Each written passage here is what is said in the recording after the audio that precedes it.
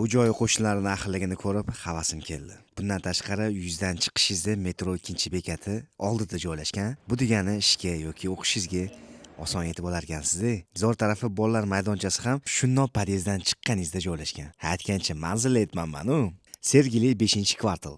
O'zgarish mahallasi. Orientir metro 2-bekat. Xullas, narx puliga arziydigan uy ichiga kiramiz, faqat kirishdan oldin bitta like boshingizdan chiqmasin.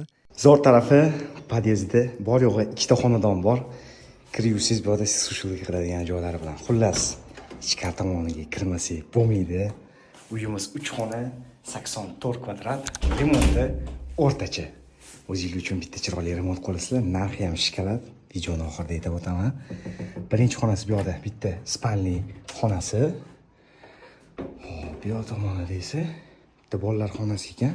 Kvartirada ikkita balkon bor. Bu birinchisi, nari tomon ikkinchisi. Buni alohida ko'rsataman. Orada farzandlaringiz o'ynayotganmi? Bolalar o'yingohida tekshirib tursangiz bo'ladi. Xo'p, ushbu uyimizning kadastr hujjatlari, hamma sharoitlari bor.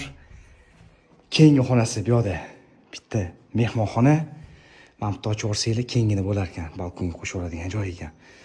Mana bu tomonda ayollarimiz sevadigan oshxona, mana shu mebel, ba'zi bir texnikalari hammasi qoladi. Xo'p. Bu tomoni 2/6 balkon, so'riq qilib qo'yadigan joyi.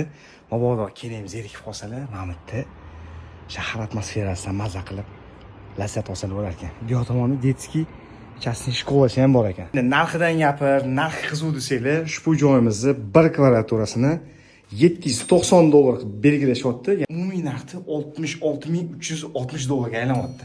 Qiziq bo'lsa, pastda nomerligini qoldiraman, bemalol zanomizdan murojaat qilsanglar bo'ladi.